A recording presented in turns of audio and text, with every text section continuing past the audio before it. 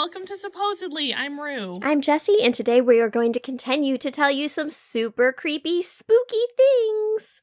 Yeah, how are you? I'm okay.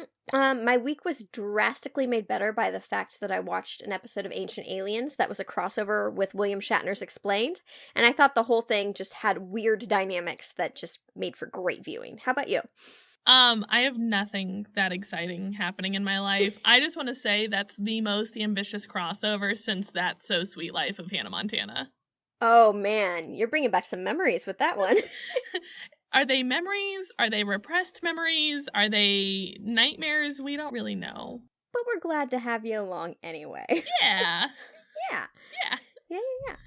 So you didn't see anything? What's making you happy this week? I got to bake a cake for people who are lovely in my community, and that was really nice. I got to bake a cake for my friend's little boy's 8th birthday, so that's sweet.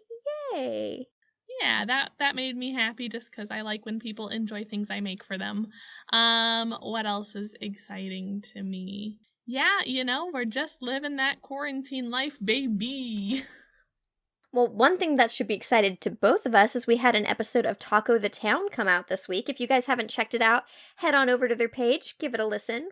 Rue and I counted down our top 5 favorite stories that we've covered here on Supposedly, individually. We did. That was awesome, and it's crazy because this is our 40th episode. Like, only 5 is so few compared to how many we've done. I can't believe we're this far.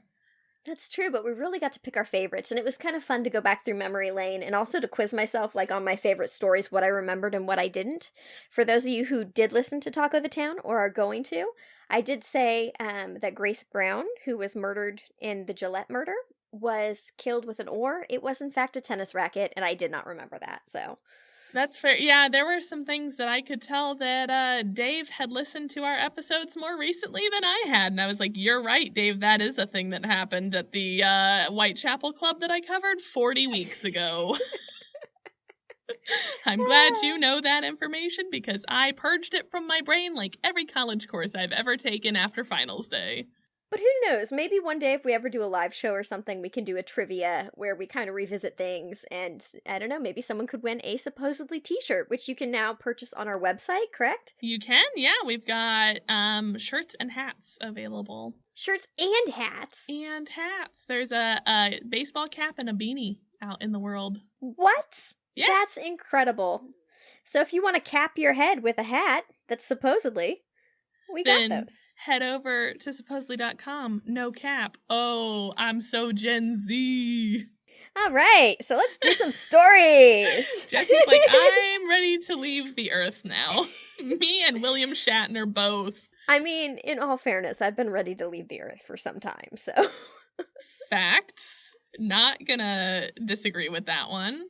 So you're up first this week. Oh, shit. Hold on. Sorry. You're up first in a minute.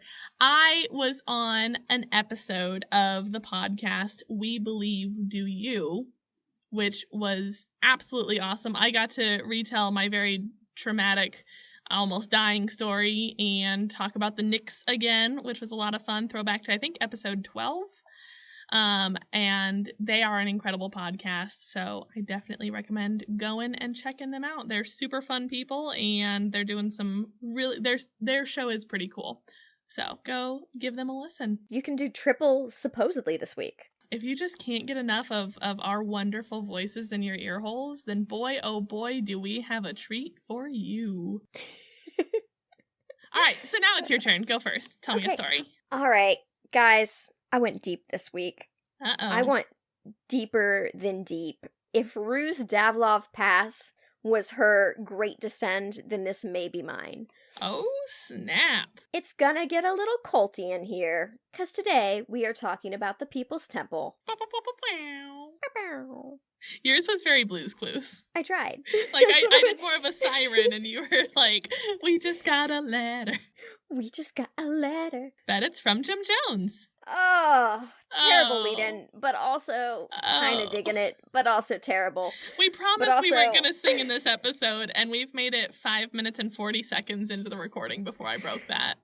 Right, I was telling Rue earlier, it's kind of like Heaven's Gate, the style I'm doing a little bit, but there's no fun sing-along, much to, I'm sure, all of your disappointment or Yeah. enthusiasm, because that was terrible. But, all right.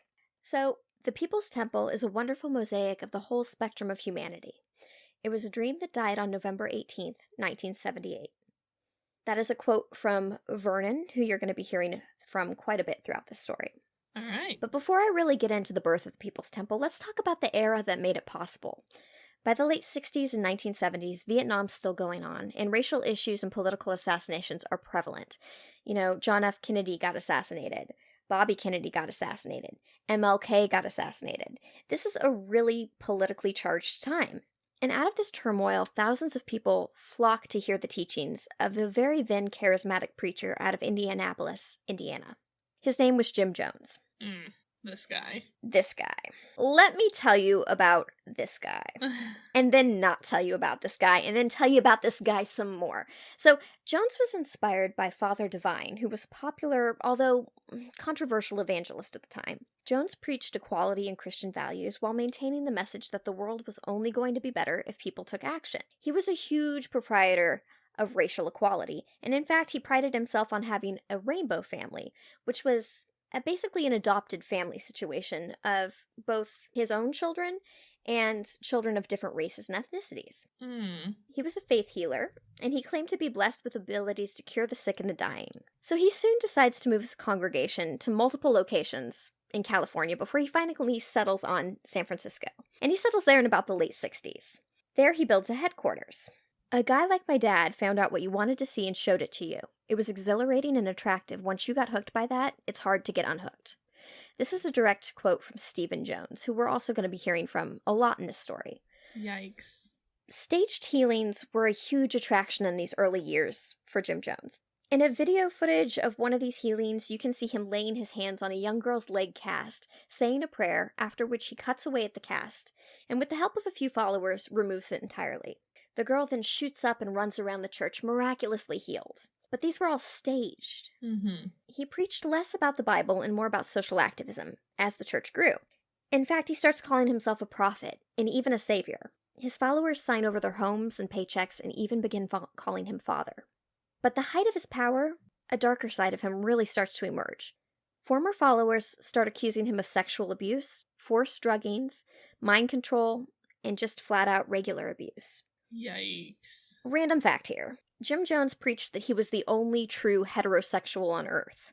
Though it's been proven that he had relations with both males and females in his congregation, even potentially fathering at least one child by a member whose custody battle really added fuel to the fire of some of these allegations coming out at the time. These allegations began to really start to grow and become quite public in 1977. So in order to escape the release of this information, Jim Jones moves hundreds of his followers from San Francisco, California, to set out for Guyana with the goal of building a new community in the middle of the jungle. They settle on a land about 150 miles away from the capital of Georgetown, where they built a large compound that they decide to name Jonestown, after their leader Jim Jones. Their community is originally designed to be a socialist paradise on Earth, and Jim Jones often referred to Jonestown in biblical terms. In fact, this is one of the ways he kind of maintained control and religious control over his followers. He would often call it the Promised Land or the Land of Milk and Honey. Oh my. Yeah. That's some big words from the only straight man on Earth. The only straight man on Earth. The women are all lesbians, the men are all homosexuals. Why did he not go down in history as being Jim Jones, cult leader, only true straight man on Earth? I feel like that's really the title that rounds you out as a Renaissance man cult leader. Well, I really couldn't tell you. That was an interesting fact that I picked up in one of the articles, and I'm like, it's supposedly, I can't not put that in there. I hadn't heard that one before, and I'm a little stuck on it. Well, during this building process, where they really begin to shape and construct Jonestown, one member is shown in recovered footage speaking about their goals to form a community that can feed the hungry and be all-inclusive while being free of distractions of political turmoil of the outside world. In fact, a lot of footage during this construction of Jonestown really portrays a lot of hope and excitement around the community, and even children are shown on video claiming, "This is a very good place." That was my child voice, but it was bad. Oh no. Yet it really also sets an eerie tone of what's to come here. Yeah. Let me tell you just a little bit about life in Jonestown from some former members. Former members claim to have worked from sunup to sundown, and they ate rice about 3 times a day. They had no means of communication with the outside world, no TVs, phones, etc. This really allowed Jim Jones to have full control over all the information that they were getting at the time. Mm-hmm. And if there's anything that our current history has told you, it's that trying to control the power of the media is a great form of control. Only having one narrative is also super damaging. Absolutely. Anytime anyone tries to, say that you're not getting the right information or blacks out information entirely, they really then have control of the narrative that they're presenting to you. Yeah, for sure. And this was a huge tactic that Jones used. So his followers they were really working for a cause that they believe in. Yeah. They believe in racial equality. They believe that they want to help others and do good, and also not be distracted by all the stress that's going on. Right. So during this time, more and more members of the People's Temple start flocking to Jonestown. All while Jones is still fighting these allegations. But you gotta remember, nobody really knows about the allegations because they're in Guyana at this point. Mm-hmm. And yes, they have people coming in, but these people are already set followers. So there's not a lot of word spreading around the compound about this. This is when he really starts his disinformation claim. He claims that the attacks are government conspiracy to topple the People's Temple. Okay. Yep. We're going to hear from his son a lot because I think he gave just a brilliant observational summary of his father and his father's actions. And I think through his words, we can really start to understand the mindset of this man. Do we know how old his son was during the heyday of the cult? If I had to guess, I'd say he was a young adult, Okay. like late teens, young adult. So he was old enough to kind of know what was what. Yes. Okay. They didn't say his exact age in any of the research I was doing. But we don't think he was like a little boy, like, my dad's doing cult stuff. That was my No. I mean, he definitely impression. grew up on the compound and around Right. this. Okay. But he was a young adult and a teenager at the Cool. time that we're going to be talking about. And these quotes from him are actually taken from much later. Okay. So he's had a lot of time to reflect. Yeah. My father, his entire existence laid in the hands of how people perceived him. I think you need to understand that every hour of the day, Jim Jones thought that he was a fraud. He knew he was a bad guy. He knew he was a sick guy. He just didn't want anyone else to know it. Wow. The phrase white knight was used as a term for emergency on the compound. There would be a siren and a white light, and followers would be called to the temple to deal with whatever Jim Jones alleged was facing the community. The White Knights were designed by Jones to create an atmosphere of fear and desperation amongst his followers. Often at these gatherings, there would be rehearsals for mass suicides, in which Jones considered a test of faith and loyalty. These drills would last the entire night, depriving people of sleep. And these people are already working sunup to sundown to build this community and make it a better place. One thing that's talked a lot about is Jim Jones's substance abuse. He was on a lot of drugs at the time, and I have to assume that there was some mental illness that went along with that as well. Yeah. In addition to that, he has such an obsession with recording. I mean, I'm sure it comes from narcissism and the fact that he was a megalomaniac, but he always wanted his speeches recording. He would have his voice blasting over intercoms on the compound at all times. And there is a lot of video footage that survived to this day. Yikes. During some of these white nights, there were people with guns and rifles surrounding the assembly. They weren't pointed outward, they were pointed inward, observed Vernon Gosney. After the death of his wife, Vernon Gosney arrives in Jonestown with his 4-year-old son at the time. I was very vulnerable. I decided I was going to go to Jonestown and they were going to make me a good socialist. Whatever I was lacking in myself would be instilled in me by living in Jonestown. I wanted to leave as soon as I got there.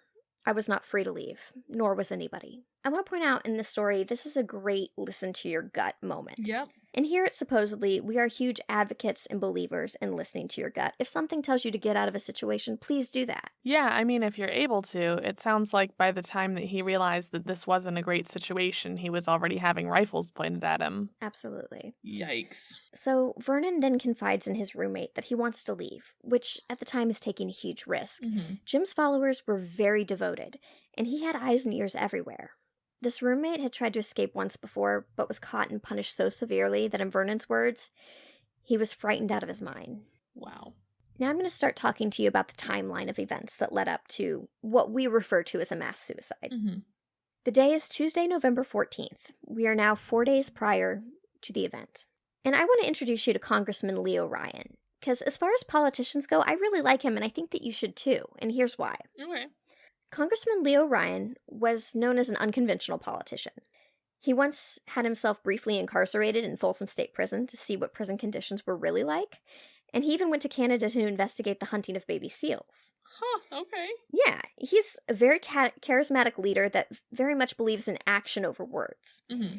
And he becomes involved in the People's Temple issue after hearing some of his California constituents' concerns that their relatives were possibly being held against their will in Jonestown. This guy is boots on the ground, and he doesn't want to pass the buck off to anyone. So, along with his aide Jackie Spear, he decides to fly a single small plane to Guyana to investigate allegations of abuse within the People's Temple. Along for the journey are 14 former members who have relatives still on the compound. Whoa. Yeah. I can't imagine. I'm sorry. I just can't imagine going back. Oh my god. Right. Some of them are former members. Yeah. Some of them probably were never members but have family members they've kind of lost there. Right. Every news source I read on this is kind of a little vague about what their exact ties are beyond they had relatives there that they are determined to make sure aren't being held against their will. Mm-hmm. Some of these former members had even spoken out publicly about Jim Jones and his teachings. With them are a few members of the media who are also along to cover the trip, including NBC's Don Harris, Tim Reiterman, a journalist on assignment for the San Francisco Examiner, and a few others. This group flying into Guyana, I will now be calling the investigation party. Okay. All of them together. Cool. Basically what I'm saying here is the threat has come home for Jim Jones. Mm-hmm. So Congressman Ryan gives this moving speech on this flight, saying that if any of the family members won out of Jonestown, they were by God going to get them out. Wow. He had sent a letter to Jim Jones requesting entrance to the People's Temple and to Jonestown, and he was denied, but he thought by getting there he could possibly change their mind. Yeah. He did have the force of the government with them in this investigation to figure out what's actually happening. Mm-hmm. So S. Harris was attempting to visit his 21-year-old daughter Leanne, who was residing in Jonestown at the time. She was brought into the People's Temple by her mother, who was an initial member. It was clearly a dangerous situation at this point. We knew guns had been transmitted there, he recounts. A handful of temple members were permitted to create a basketball team, including Jim Jones' son, Stephen. And a few days prior to the investigations party's arrival, the basketball team leaves and travels from the compound to Georgetown to play a series of games against the Guyanese national team. Stephen talks about how his father was very against the basketball team going. He was fearful that they would turn against him and knew the congressman's party was due to arrive shortly, also in Georgetown. He goes on to credit his mother, who had seen the change in her husband and had made it her cause to get him out of there. My personal belief is that she began to convince Jones that it was good publicity for them to compete. I mean, think about it. The congressman's coming in to investigate. Mm-hmm. They're trying to prove that people aren't being held there against their will. Right. If they have a basketball team that's out there competing, they're clearly not being held against their will. Yeah. Seems about right, you know? Yeah. It's a good tactic. Tears well in his eyes and those of his mother as they say goodbye for the last time. This was a mother doing what she could to save her child. Wow. When S. Harris disembarks the plane, of one of the first people he sees is his ex-wife and the mother of his daughter Leanne. Her name was Linda, but her name had been changed by Jones to Sharon. You see, her and another woman with the name Linda got into a fight, and then nobody could be Linda, so Jones decided she's Sharon. Now, ladies, if you can't share the name, then neither of you get to play with it. Exactly. Love it. Hate it. Mr. Harris is immediately overtaken with how brainwashed she is. He later calls her from a hotel in an attempt to see his daughter. How? Well, she was staying at a residence in Georgetown where the basketball team was staying, so they did have access to some radio waves and phones that the rest of the compound did not. This is probably because she's such a devout follower at this time that Jones wasn't really worried about losing control of her, or any narrative that he couldn't dismiss in some way or another. So he later calls her in an attempt to see his daughter. I love my daughter very much, and I was committed to my daughter.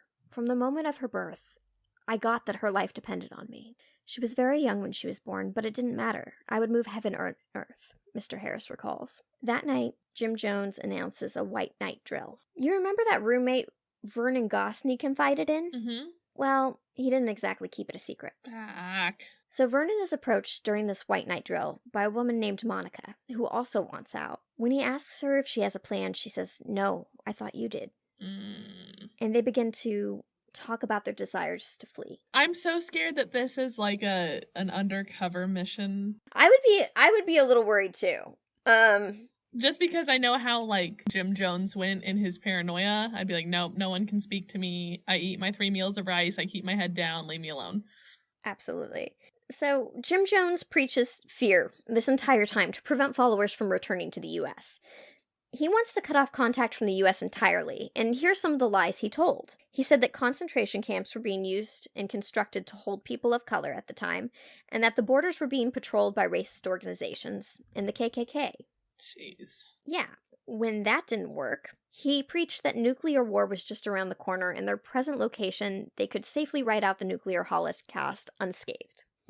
Okay. Right. So, he rallies members to petition the congressman for him and his party to stay out of Jonestown, and they're all forced to sign this petition. It gets sent off. Mm-hmm.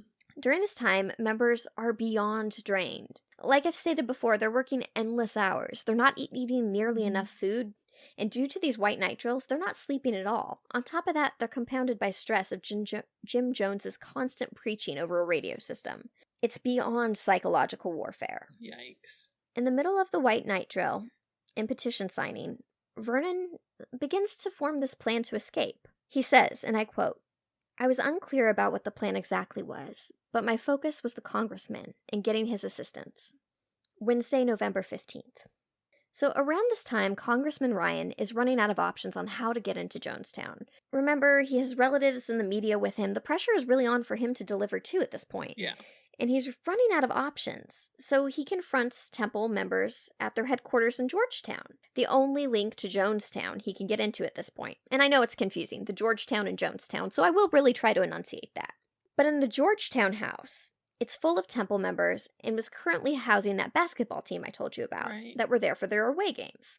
So Congressman Ryan kind of walks in, and he asks to speak to Jones. He's immediately turned down by Sharon. Basically, he isn't there, nobody sees the wizard, no way, no how, that sort of thing. Yikes. And during this encounter, he introduces himself to Stephen Jones, the son I've been quoting, who recounts, and I quote, "I remember the congressman showing up. I remember having mixed feelings about him. He was very outgoing, charismatic, very genuine man.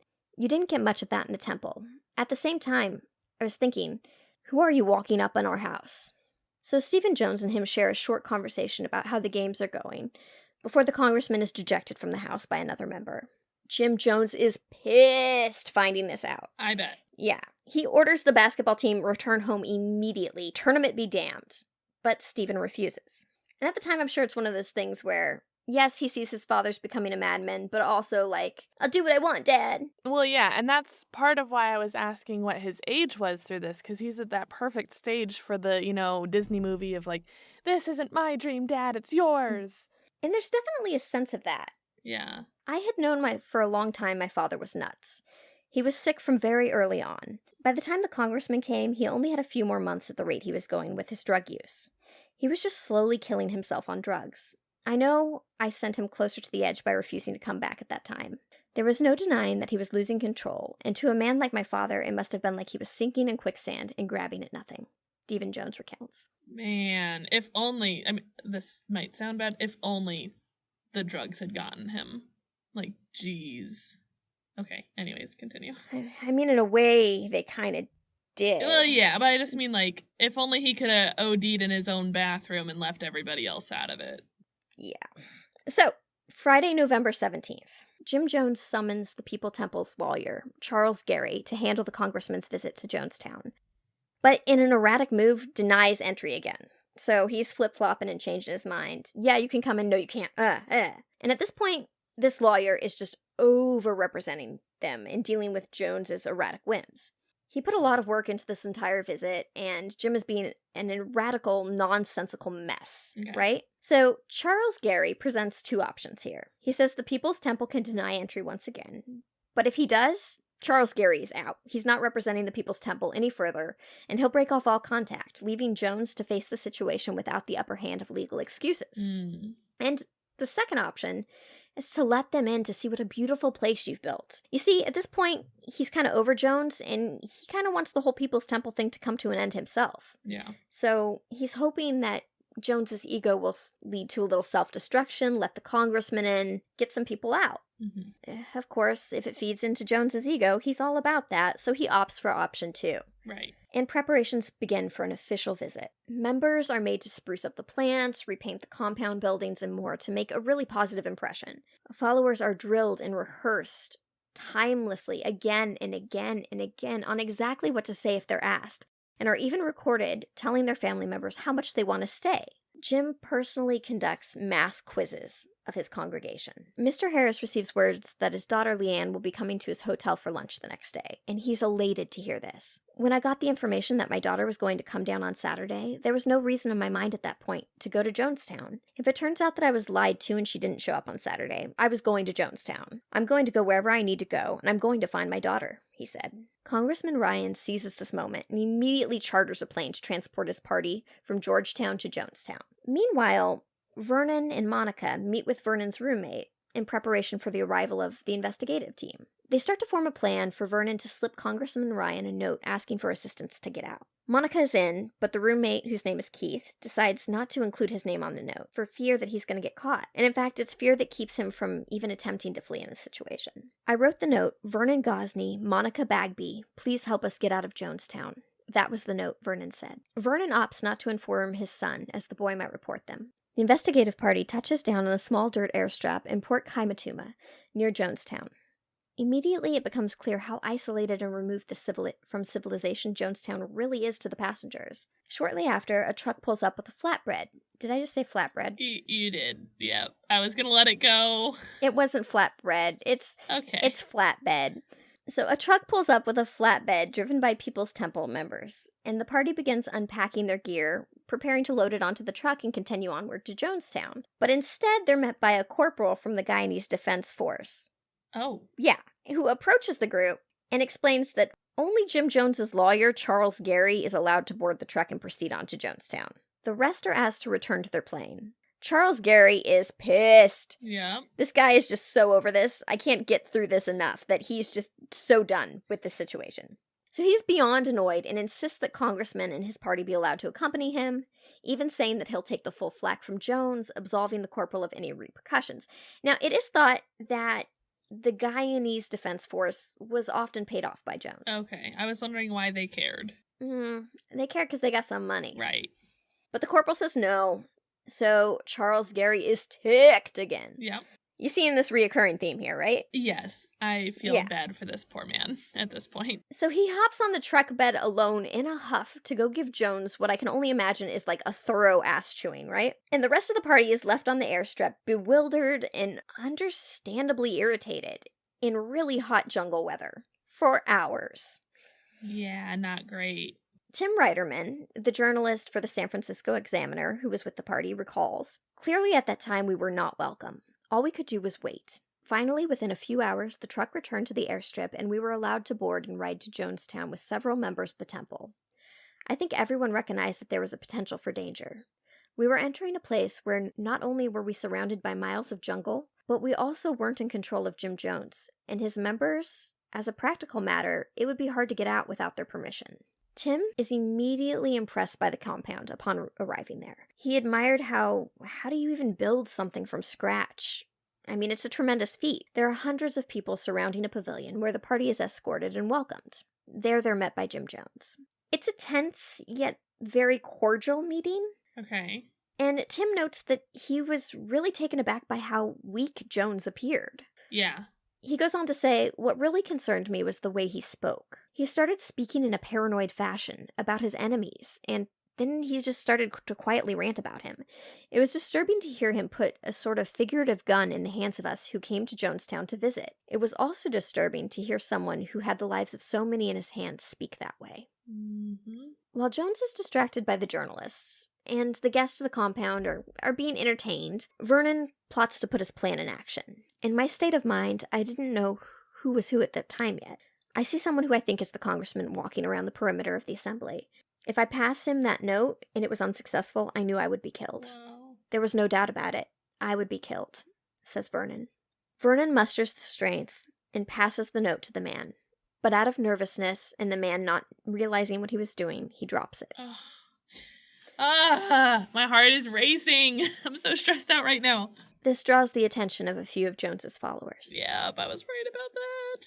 Shortly thereafter, Congressman Ryan is called to the stage to make a speech. He's charismatic and he tries to win over members of the community, stating that he had heard their stories of it being just a wonderful place. He's really playing to their sense of humanity and trying to come off as not a threat in this moment so that he can really find out what's going on here. And also to ease Jim Jones's stress and tensions, because it was palpable. Mm-hmm. Right as the congressman's on stage, Vernon looks in horror as he instantly realizes that the man he passed that note to was not the congressman.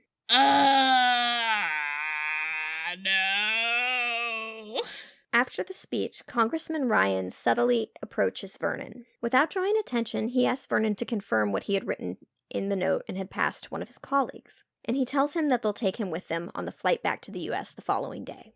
Okay. Vernon urges that tomorrow may be too late. He went on to say, it was apparent after talking with him that he couldn't conceive the level of danger he was in. Wow.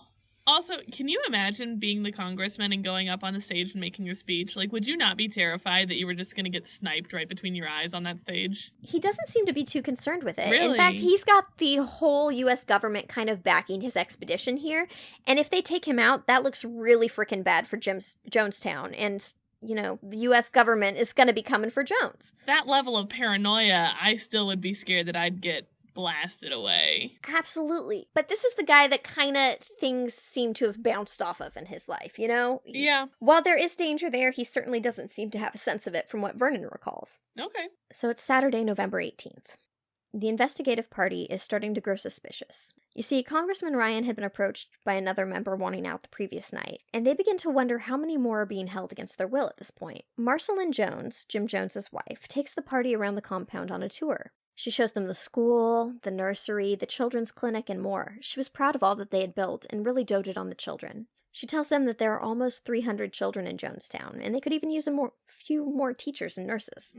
Okay. But within hours of their tour, it becomes clear that more people wanted out. Even whole families had approached the congressman, and tension was really building. The whole place is paralyzed by fear, and it becomes incredibly clear that they're gonna need another plane. Okay, here we go.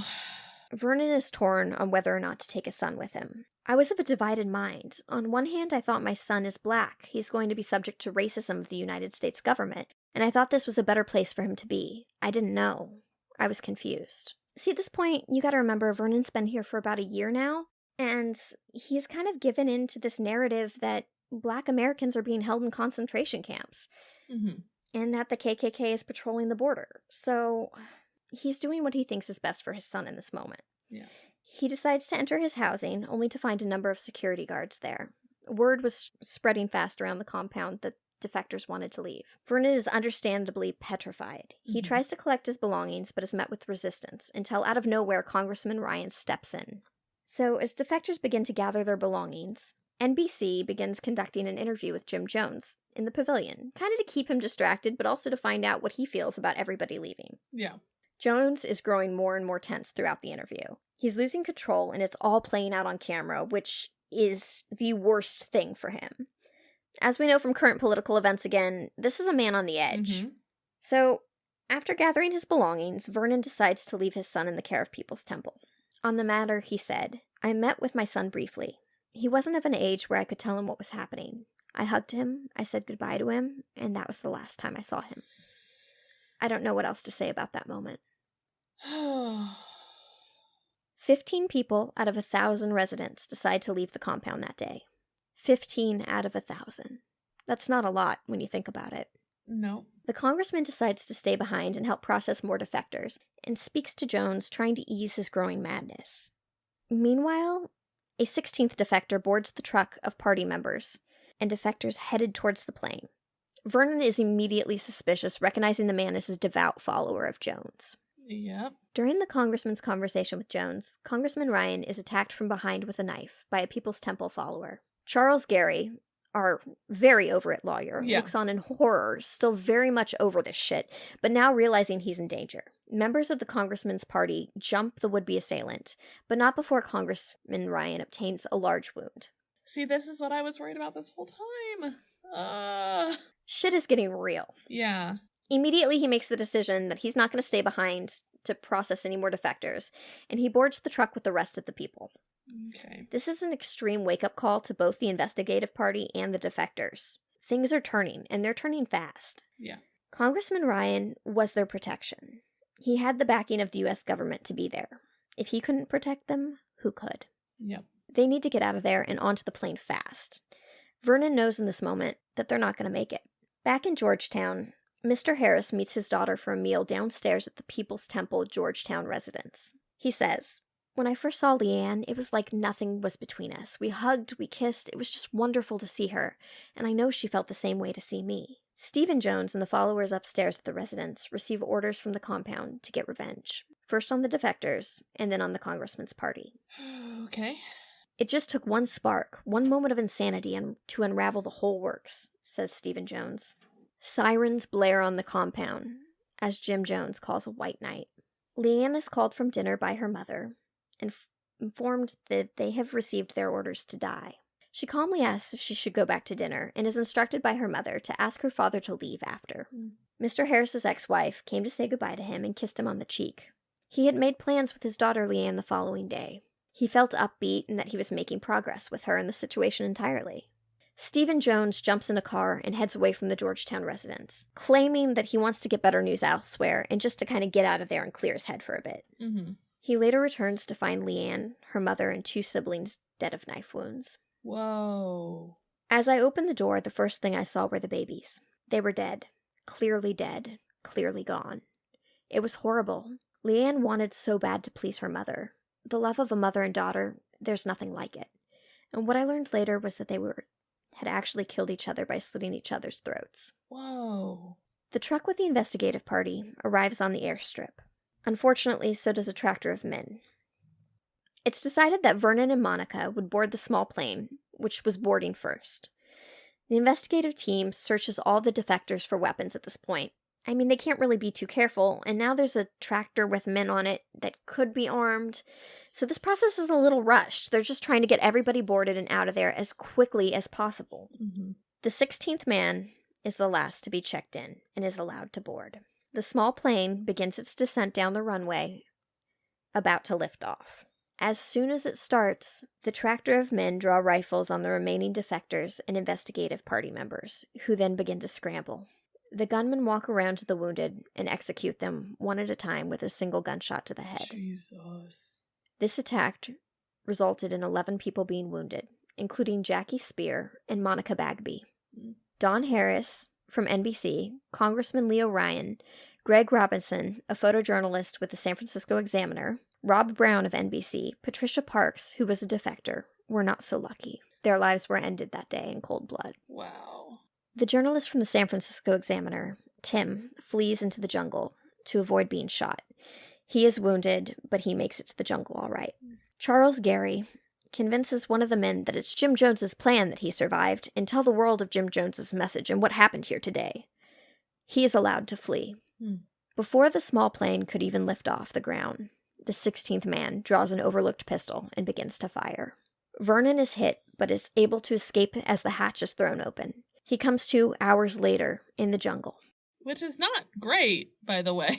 No. Like, that is not where I want to be with a gunshot wound. Nope. But it's better than... Oh, for sure. But it's just like, cool, step 1, don't die of a gunshot. Step 2, now I'm in the forest or jungle. Yeah. It's absolute chaos, and he doesn't remember much about his run to the jungle. Oh, yeah. Or I'm sure. a little bit after coming to, because he laid there for hours. He must have just been in full freaking shock. Absolutely. Meanwhile, in Jonestown, Jim Jones orders his congregation to drink a concoction of cyanide-laced grape-flavored Flavor Aid. The children are the first to be given the cyanide elixir via syringes. Among them is Vernon's son Mark, who is 5. Parents begin to scream. They try to rush the group of children to prevent them from ingesting the deadly poison, but they are immediately seized upon and injected with cyanide or shot. Those who refused the poison themselves were shot, while others tried to flee into the vast jungle. Some of them, too, were shot. I want to point out here that although Jonestown is often referred to as a mass suicide, it is in fact a mass murder. Yeah. There was no choice for these people. They either drank the elixir themselves or they were killed or injected. I mean, it's like, that is it. Do you want to die nicely or do you want to die gruesomely? Like, that's it. Absolutely. You're not going to come out of this. And so I don't blame them for choosing not to get shot. Like, that sounds like the worst of the two ways. And keep in mind that You know, he had the Guyanese nationalists in his pockets who controlled the area outside of that. What happens if some of them live and escape? Do they really want to deal with that? So if there's one thing I want you guys to take away from this, that Jonestown was not a mass suicide, it was a mass murder. Seeing those suffer around him, Jim Jones refuses to take his life by drinking the cyanide mix. He dies of a single gunshot. My father, I've never grieved his death. I remember feeling disgust that he didn't go the way the rest did. He had to be shot in the head by someone else, recounts Stephen Jones. See, we talked a couple episodes ago about being ride or die. Mm-hmm. This is not ride or die. Absolutely. Like, if you can't go the way that you're making 1,000 people minus 15 go, you're literally just a coward. In Jim Jones's last recordings, he urges his followers, and I quote, "Lay down your life with dignity. Don't lay down with tears and agony. I tell you, I don't care how many screams you hear. I don't care how many anguished cries. Death is 1,000,000 times preferable to 10 more days of this life." He rambles on after this. But you may notice that in this entire story, this is the only quote I've read to you spoken by Jim Jones from the countless hours of audio and video footage recovered. For once, it isn't about Jim Jones. Too often we forget to honor the victims and glorify the victors. Not for 1 second do I wish to play into his narcissism and his madness by passing along his message in any way. And while it's important to understand the mindset that led to these terrible deaths, I will never understand this man. This was never his story. It's theirs. His followers, his enemies, his victims, and the survivors. Survivors like 76-year-old Hyacinth Thrash, who survived by hiding under her bed. We can only imagine what she felt as she emerged to a sea of the 908 dead bodies left behind. 276 of them were children. Jonestown resulted in the greatest single loss of American civilian life in a deliberate act prior to the terrorist attacks of September 11th, 2001. I want to urge you guys, if you are looking to escape a cult, please call 911. And for more information on escaping a cult, counseling, or family supports, please visit familiesagainstcultteachings.org or call 1-877-360-FACT. And that, my friends, is the story of the People's Temple. That was a beautiful job. Holy shit.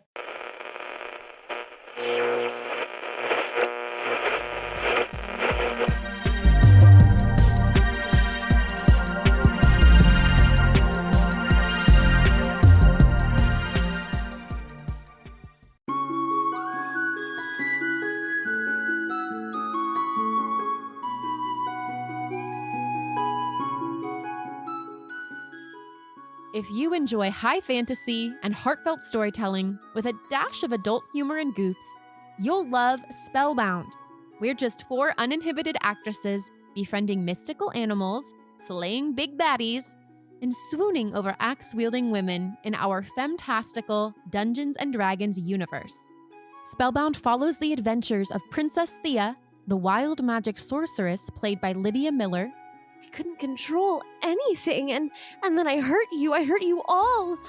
Delalia, the Elven Ranger, played by Kelsey Botwinick-Caruza. I can understand that this is over your head. Felix, the Gnome Fighter, played by Rebecca Munoz. I'm terrified. And me, your Dungeon Master, Emma Carter. Find us on Apple Podcasts, Spotify, and more. Connect with us on social media at The Spellpod. Music by Vince Vept of Bandcamp.com. I will see you in the story.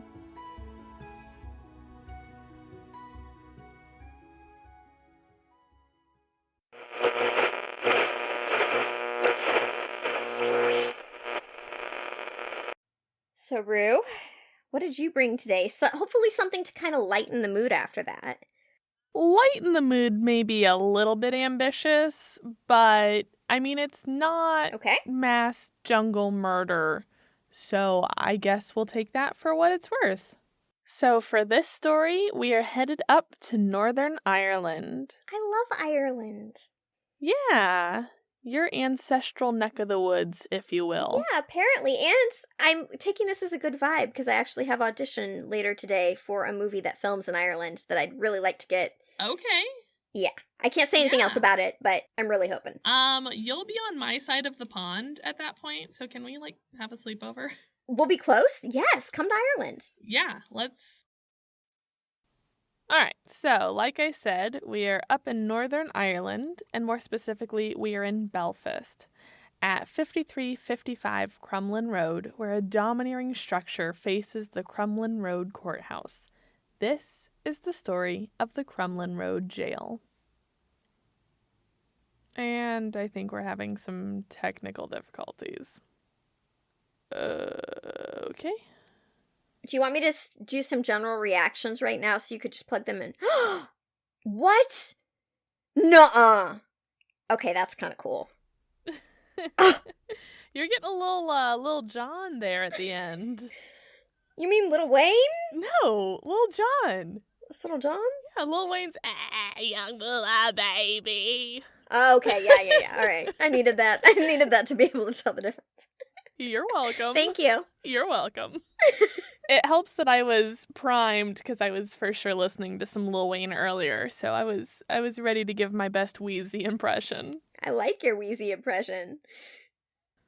Well, good, because I'm going to do my whole story as Lil Wayne. Young Bula baby. No, I'm kidding. We'd probably lose all of our listeners if I did that. Probably. So anyway. Okay, so like I was saying, we're in Northern Ireland, in Belfast, 5355 Crumlin Road. We are at the Crumlin Road Gaol. And it's spelled in that super old-fashioned Gaol way, which I love it. A gaol. Gaol. Yeah. Fiddly-dee potatoes, it's a gaol. Oh my. Well, you're going to get that roll in Ireland for sure. It's an American roll. Oh. Okay. I tried. Yeah. That's a shame. Maybe they should rewrite your part, because that was a pretty spot-on accent you just did. I can't do an Irish accent without the fiddly-dee potatoes first, because I learned it from a stand-up comedian who does a really good Irish accent, and for some reason I can't get into one without that. Love it. Weird part. Love it. So when I used to work in haunted houses for a long time, I did like a British attraction. Mm-hmm. It was... Did you have a phrase you would say to get into it? No, but we had to have phrases that we'd say to get out of it. And to get out of it, we'd have to go full Southern and be like, hey, y'all, we gonna go take our 6-packs in the back of our pickup truck. And, like, you would have to go so the opposite of British to, like, come back. And then I'd be like, okay, now I'm back. Now I'm good. But, yeah, after like, 10 hours of speaking a very prim and proper, and I'm sure all of our British listeners just turned us off and are going to write 1-star reviews. But after 10 hours of... Oh, they were gone with the Irish accent. Fiddle-dee-dee. But yeah, so that was how we got out of it. Anyway, all that to say, back to our gaol or jail. To the gaol. To the gaol. So, the jail was built in between 1843 and 1845, and it was designed by the English architect Sir Charles Lanyon, who designed everything from almshouses to churches, and actually ended up being the mayor of Belfast, and eventually a Conservative member of Parliament for a few years in the 1860s, at which point he was also knighted. He would go on to then be a justice of the peace as well as a sheriff. So he was just a little overly ambitious, right? I mean, what I'm learning here. He sounds kind of like a ye old Irish Forrest Gump. It's just like, oh yeah, now I'm going to do this historically relevant thing. Now I'm going to do this historically relevant thing. He was just everywhere. Okay. And this has been Rude Talks about Tom Hanks again. Tom Hanks. We could save that soundbite in case you did it again, and we could just play that after. Love it. I do love me some Hanks. But enough about Mr. Sir Charles Lanyon, and back to the jail. So the Crumlin Road Gaol was inspired by the HM, which stands for Her Majesty's, Prison Pentonville in North London, which is still in use today and has recently housed such figures as Boy George and George Michael. I mean, that place has got to be haunted, right? Oh, we would for sure have to think so. And the Crumlin Road Gaol cost £60,000 in the 1840s, which is equivalent to almost 10 million American dollars today. Wow. Okay. So that's a lot of prison. That's a lot of prison. Yeah. The jail was seen as one of the most advanced prisons of its time. It was built in a 5-sided wall with 4 wings of up to 4 stories high branching off from the center area called the circle. It almost looked like spokes in a wheel. There's the middle bit, Gotcha. and then it shoots out in like different directions. All right, I can picture it. The wheel thing is what I needed. Yeah. Got it. Yeah, I know it was kind of like when I was envisioning it, I was like, I'm not sure what I'm picturing, and then I saw pictures and I was like, oh, okay, they're like spokes. So the prison was designed to hold between 500 and 550 inmates in cells that were 12 feet by 7 feet, and was the first prison system in Ireland built in the, quote, separate system, which was intended to keep prisoners totally isolated from each other so that no one could communicate. Which is, not great by today's standards. Yeah, definitely not, because isolation is punishment used in today's prison systems. So. Which I'm sure is going to be one of our greatest shames looking back when we're like 40 years from now and we're like, wow, that's barbaric. So back to the cells that were originally only supposed to hold one person. As you can probably imagine, that didn't end up happening all the time, especially in the 70s when up to 3 people would be in one cell. Oh my God. I'm looking at my room, and I think my room is that size. Yeah. So I'm trying to picture, like, living in this room with 3 people. That would be a nightmare. Like, so it's basically, like, a grown average man height is, like, 6 foot. So that's a little bit of extra room in one direction and then 2 of him in the other direction. So it's small to get 3 grown adults in. Yeah. Not great. Yeah. Nope. In March 1846, the prison took in its first 106 inmates, which included men, women, and children. Why are children being imprisoned in a jail?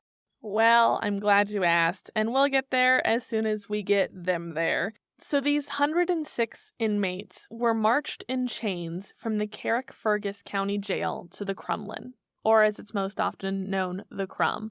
And from what I could find, that was about a 10-mile trek. So they're marched 10 miles to the jail? In chains, yeah. I don't even want to do that in athletic wear. No, it sounds absolutely horrific. Of the 106 prisoners, 6 were awaiting deportation to Australia. So that's still a thing that was happening at that point, was Australia was basically just a deportation wasteland. Maybe they'll get eaten by the koalas. Okay, what? The fact that of all the predators in Australia, your brain went to koala. Well, your brain must have gone there too, because you called them predators, and they are not. No, I mean, of all the legitimate predators, you said koala. There are dingoes, Jessi. You chose an innocent sweet baby koala over a tarantula / king cobra. Have you ever heard a koala? No, I don't think so. Will you just Google it real quick so I can hear your reaction on air? Okay. Real quick, while we're on the topic. I will look up koala sounds. Posse music, posse music. We love Tom Hanks. I love your music for a while I Googled it or looked this up on YouTube. Okay. Koala sounds compilation. It's half in French. I don't know if I'm allowed to play this on air, but here we go. Yeah, there you go. How you feeling about koalas now, Brew? Still very pro koala, because I too am very cute but make demonic sounds at will. Maybe they are predators, but it's fine. I don't think any of these people are made of eucalyptus. They're cute. We should save the koalas. All right. Yes, absolutely. So as I mentioned earlier, that really bothered you, as it should, the prison roster did include children. These kids were often from impoverished families and were imprisoned for stealing clothes and food. So we're kind of rocking with like a baby Aladdin situation. Aww, baby Aladdin's in an Irish jail. Yeah, and that's sad. It's pretty fucked up because, like, obviously this is a situation where social services were needed. Because these children were destitute. Being that they are children, they're victims of circumstance. So it's not like they could really change their station. Right. And, they were just doing what they could to get by. Well, that's some bullshit. Yeah. Their sentences could range from a week to a month or even up to 3 months for repeat offenders, and often included corporal punishment like whippings.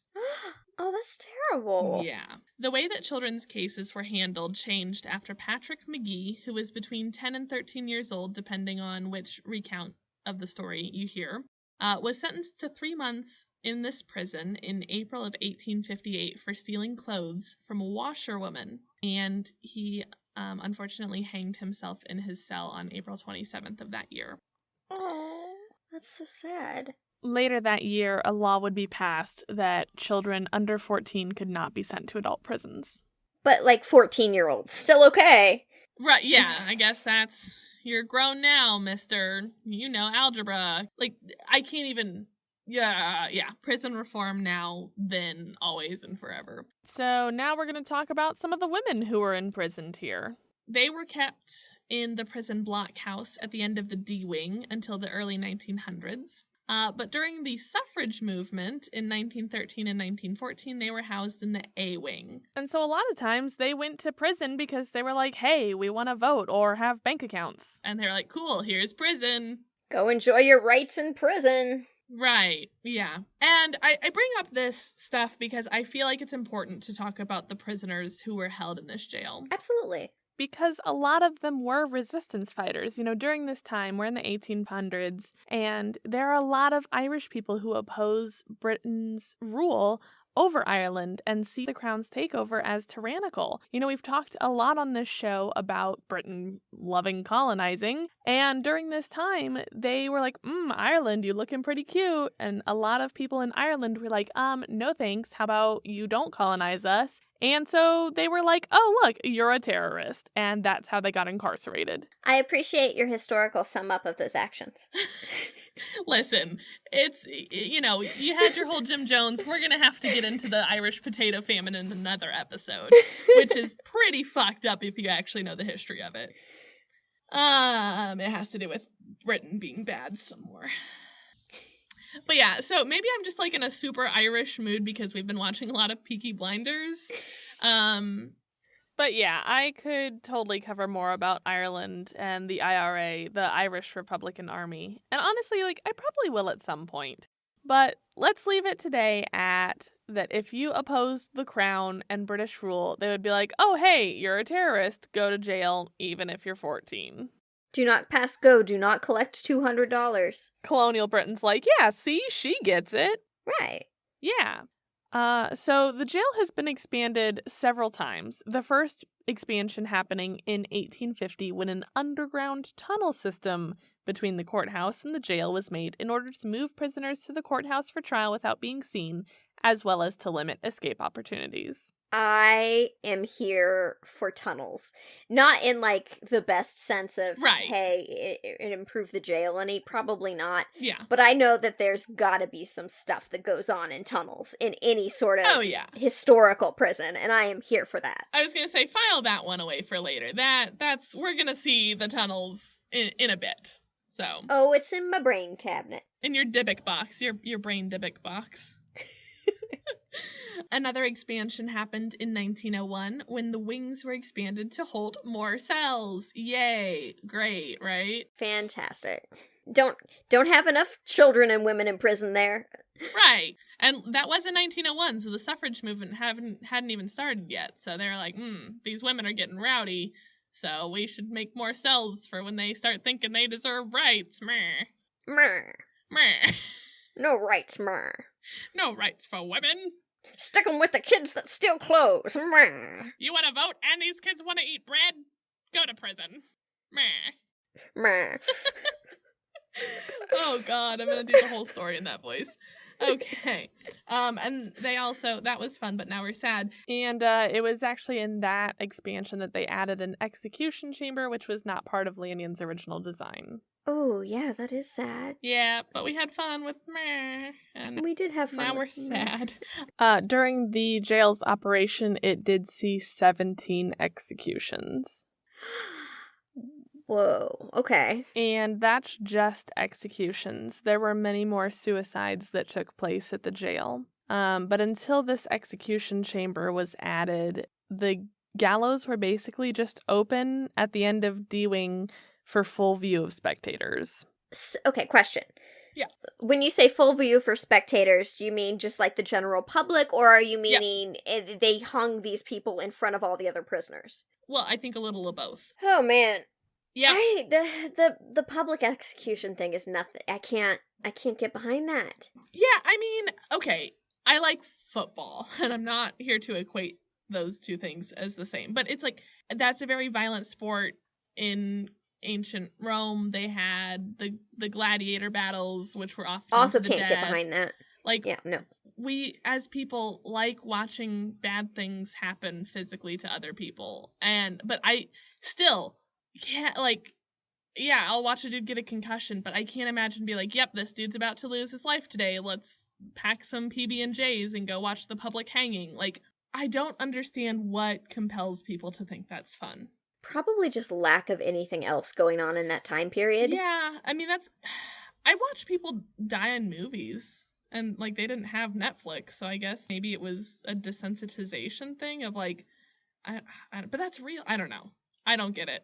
Could be, but also we got to look at the time period too. They're living in times where there are plagues, where there are famines, where the loss of life is a lot greater since medicine and science has been introduced to the degree it is today. So maybe they were just more desensitized as a people. I guess. I don't know. I still think it's fucked up. But yeah, so no, absolutely. But until 1901, when the chamber was added, people could just pull up a lawn chair, I suppose. And the first man to be executed at the prison was Robert Henry O'Neill. He was a soldier, and he lost his life on June 21st in 1854. His body, along with 14 others, are still in unmarked graves on the grounds of the jail. What was his offense? Do you know? I wonder, since he's listed as a soldier, if he was a part of the IRA. Okay, could be. That would be my assumption. Or maybe, like, murder. I mean, you can be a soldier and still do bad things, so I don't know. That's just the information I could find, was that he was a soldier. Most of them were murderers, though. From what I was able to find, most of the executions were for murder, and then there was some political stuff going on for, like, dissent, basically. So between 1880... and my notes just went to the top. So between 1880 and 1890, a prison hospital was added along with a laundry. So I guess they were trying to improve things, maybe? Well, at least they're washing the clothes at this point. Well, so the thing is that the Victorian prison model was that of a working prison. Okay. And so they would do not only their own laundry, but like for hotels or businesses or basically whoever could afford the service. Basically like slave labor, but yeah. Yeah. Yeah, no, we still have that today. Like we still have, yeah, exactly. Just ask the people who put out the wildfires in California. A tailor and a boot shop was also added, and prisoners made their own uniforms. So, I mean, at least they learned some skills. I'm trying to find a bright side here. Yeah, I don't know that there is a bright side in 1800s jail, but, you know, we try. In 1927, an escape happened, which resulted in 4 prisoners escaping. And later that year, staff cottages were added to the grounds, which I'm pretty sure was a way of, like, bolstering round-the-clock security. I could see that. And there actually have been a few more successful escapes, even though the Crum is considered Europe's Alcatraz. Really? Yeah. All right. In 1959, a concert hall and gym were added. All right. So I guess that's a thing. On November 24th, 1991, a homemade bomb exploded in the Ulster Loyalist wing of the prison. So these are people who like Britain and they're like, yeah, colonize me, woo! I like how they have their whole wing of the prison.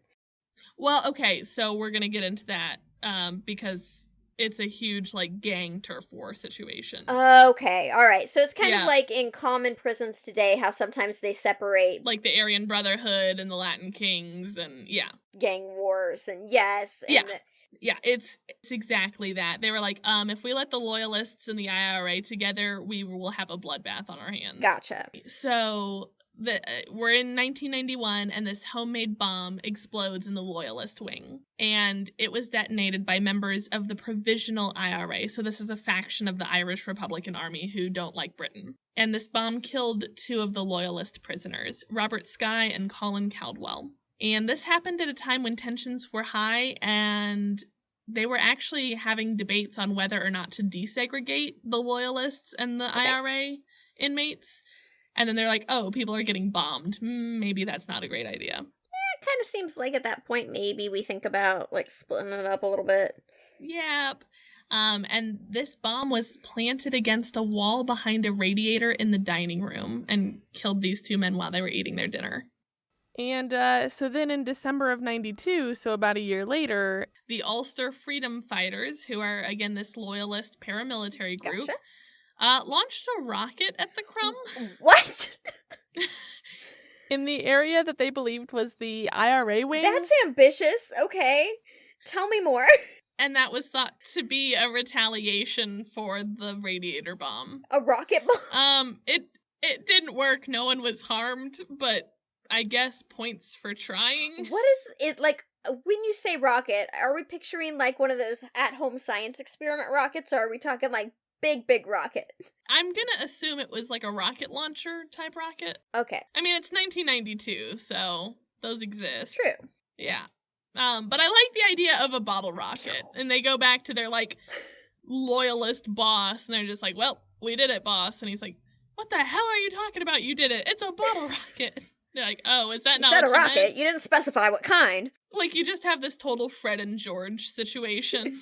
On March 31st of 1996, the prison is closed after housing over 25,000 prisoners in its time. Wow. 25,000. Yeah. That's a lot about of people. 140 years, give or take. Whew. Due to its architectural significance, by being built by this dude who ended up being a member of parliament and sheriff and all that jazz, it is considered a protected building, and in 2012, it was renovated to serve as an event space, conference hall, and restaurant. I'm sorry, wait, are you telling me that if I come to Ireland, we can go have lunch, well, if it weren't a pandemic, in this place? I'm telling you that if you were so inclined, they even host weddings. Haunted jail wedding might be up there for me. I don't know.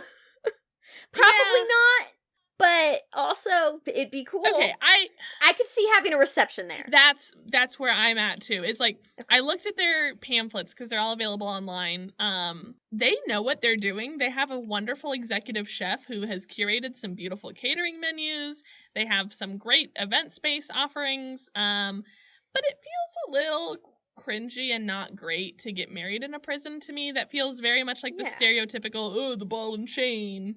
And like, yeah, I feel like we were going there. Prisons are not great places. Like, 17 people were executed here. There was a bombing. Someone rocketed this joint. Like, can we not? I mean, that's the worst part of For Better or Worse, for sure. For better or for rockets? No, like, I would be so down to have, like, a party, like if I worked at a place that had, like, a Christmas party, I'd be like, yeah, let's go to the Crumb, y'all. Yeah, I'm all about historical venues and, for sure. like, whatever we gotta do to keep that history around us. Awesome. Yep. You're right, wedding's too much. Wedding's too much. Like, party is great. Corporate event is great. Wedding's weird. Yep. But they also definitely don't forget that they're a creepy jail. You know, I feel like sometimes when we talk about these event spaces or hotels or whatever, they're like, oh, it's fine. We have a really dark and sordid history, but look at our beautiful event space. It's like, no, we're a creepy ass old jail where bombs were set off and rockets happened. Our past may be history, but our mahogany bar is brand new. Ooh. That's actually their commercial. Did you watch that? No, I'm playing. I wrote it. Oh, wow. So that's what you're going to be doing in Ireland, is working for the Crumb. But yeah, so they definitely don't forget their history, and they really lean into it by having Friday the 13th and Halloween time haunted attractions that actually from their trailers look pretty freaking scary, and I want to go to so badly. Halloween party. There you go. That's the ideal thing. There yes. you go. Okay. Yep. They also host paranormal investigations and haunted tours. And I know this is what you've been waiting for, so let's talk ghosts. Yeah! Pew, pew, pew! Yeah! Ghost, ghost, ghost! Pew, pew, pew. Doors are often heard slamming shut, as well as disembodied men and women's voices screaming for help. Nope, don't love that part. There is said to be a ghost of a man frequently seen walking down the sea wing before disappearing. Like that a little more. Of course, like you said earlier, where there are creepy underground tunnels, there are ghosts. Pulling it out of my brain cabinet. Boom, open that Dybbuk box brain cavity. But yeah, so there are creepy underground tunnel ghosts. It's said to actually be a hotspot for ghostly activity, and even while the prison was in use, wardens would report activity down in the tunnel. I mean, of course, because it's super hella old. They make these tunnels. Yeah. And also, if you think about what was occurring, this is the walk to sentencing. This is that walk of pain and agony back to where you think you're going to end up spending the rest of your life, or where you've just been sentenced to die. Do we think this is a lot of residual hauntings, or do we think that this could be active haunting? Could be a little of both, honestly. Because it would suck to spend your afterlife in jail still. Yep. For stealing a t-shirt or having opinions as a woman. Those are the two crimes, ladies and gentlemen. T-shirt thieving and voting. I'm a little less concerned about the murderers Yeah. hereafter as I am about, the opinions and the t-shirt. The opinions and the t-shirts. No, that would not be a great afterlife. Down in this creepy tunnel, there are reports of a gray figure. I want to know more about the gray figure. I do too, and no one's talking. I know. Well, we're just gonna have to go there and find out ourselves. That part. But yeah, no, it's creepy to me. Gray is weird. Because I feel like a lot of times we get like a white mist or like a shadow person, which I think is more black, but gray feels weird. Maybe somewhere in between. Why you gotta judge the gray shadow person? Or maybe he's just really old and he just kind of faded a little. I don't know. It's such a unique claim that it freaks me out. Well, I don't know, because, like, in our that story I covered on Grace Brown, wasn't she known as the Gray Lady of the Lake? Yeah, I guess that's true. I mean, I've heard of gray ghosts. It's still freaky. Yeah, it's just freaky deaky. I've heard of gray ghosts, but I prefer gray goose. Oh, there you go. Also, can vodka sponsor us? Please. Please. Hey! I'm gonna try not to get off topic here, but I did forget to ask you how your dandelion wine has turned out. We're not going to talk about it. It was very bad. I think I tried to poison us. All right, so about the gray ghost. It tasted like apple cider vinegar plus demon. Maybe that's how you get a gray ghost. We almost turned into gray ghosts. Let's put it that way. We tried it, and Darnell, bless his heart, just kind of looked at me. I looked at him. We shook our heads and let the liquid leave our mouths back into the glass, dumped it out, and we're like, well, that was a thing that we tried. I love it. Yeah. Okay, so back to the gray ghosts. Yeah. Ghost hunting teams have done investigations here and recorded EVPs of a man groaning, coughing, whistling, and sighing while in the tunnel. Groaning, coughing, whistling, and sighing. He just likes to make a lot of folly noises. Folly noises? Foley. Oh, okay, yeah. I said folly, but I meant Foley. Oh, okay, I thought you meant like the folly of man. So the B wing is home to the quote padded cell, which is said to be the most haunted cell in the whole jail. Well, of course, that makes sense. Yeah. And the padded cell is home to multiple reports of people being touched or shoved while inside. There's also said to be an overwhelming sense of unease, and people have reported a dark figure lurking in the corners. Can I just say, though, if a ghost is going to push you, a padded cell is probably not going to do much damage. This is true. This is true. I'd rather have a ghost push me in a padded cell than down the stairs. Yeah, facts. The B wing is also where people have heard the loud footsteps of what they believe is one of the wardens inspecting the wing, which is also a shitty afterlife to still be a prison warden. Still be at work, right. Yeah, like lights out, ghosts. Don't sign me up for work or prison after death. True. In addition to footsteps, people have seen a dark figure drifting between the cells, which they believe to be an apparition of the warden. So he's an apparition and he's got footsteps. Look at big man doing his thing. Domineering after death, as I like to say.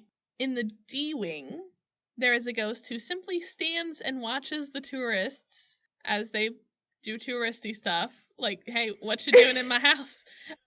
But nobody can hear it. Nope. The D-Wing is also where people report that objects are being moved and that they even will just completely disappear. Whoa, okay, so objects will completely disappear. Yep. Like, I'm holding this water bottle, and now it's gone. I don't know if it's so much that as, like, I set my keys down and now I lost them forever. I think it's maybe that they got moved really well that you can't find them again. I don't know if they're, like, going to a different dimension.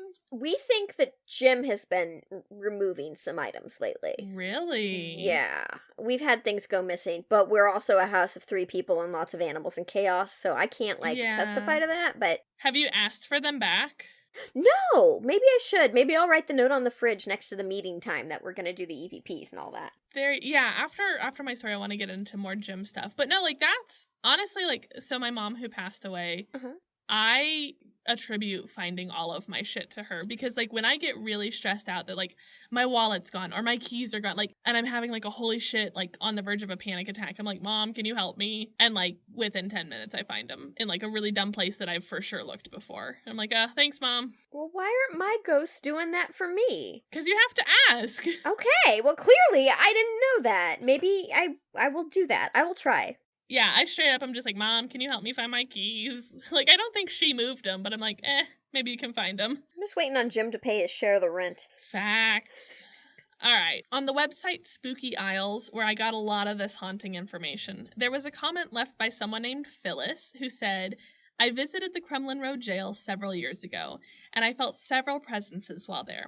I walked into a cell, and I immediately felt like I had to get out of there. I couldn't go back in. Kept getting the same feeling. Then, when going down to where the people were hanged, I stood in the corner. It was dark and it felt like someone was also in that same corner with me. I had to move. It felt terrible.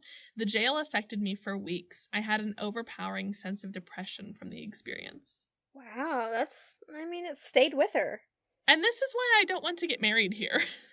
Yeah. Like, that's not a vibe you want to carry with you after your wedding. Look, I'm just fine not getting married in general for a very long time, if ever. I'm okay. I'm okay right now. I'm chill. There have also been several ghostly photos captured on tours. Tell me some about these photos. They're pretty compelling to me. So one is of a cell block, and you can like see what looks like the apparition of a man in uniform in one of the cells. And while I definitely see something, it's not super clear to me, and I feel like out of the three we're going to talk about, is the one that like is the least impressive. Yeah, I'm not very impressed by it. You just sent it to me, and yeah, I mean, there's something there definitely, but I don't know about the uniform. Yeah, I kind of see it, but I don't know. We'll put them up on the socials. There's another photo of what looks like a little girl standing in a cell, captured by Carly Foster on a Halloween night tour in 2016. She said that while on the tour, they also experienced a heavy steel door slamming and several EVPs and EMF detector activity. She told Belfast Live, the two children the tour guides talked about were a little girl called Isabel and a boy. When he called the boy's name, nothing happened, and then this showed up in the pictures. And it's two pictures she took successively. In one, there's nothing. And then in the second, there is what looks like, to me, a little girl figure in one of the cells. It's creepy. It's weird. It's weird. It's definitely the weirdest definitely is the comparison of hey look there's nothing and hey look there's something, between like click click. It's like that's weird. And then my personal favorite is one of the freakiest ghost photos I've ever seen. So obviously between prison and wedding venue, there's a lot of work that needs to be done.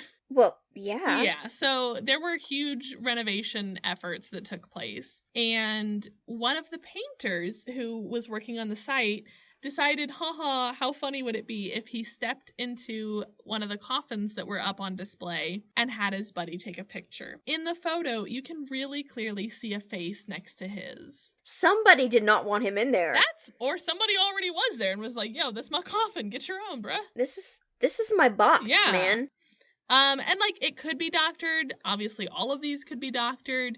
But like this dude had a friend send it in and only goes by Chris. So like I feel like if this was his attempt at 5 minutes of fame, he'd be like, hello, follow me on Instagram. Make sure you ring that YouTube bell. Like and subscribe for more ghost pictures. But he was just like, I don't want to be known.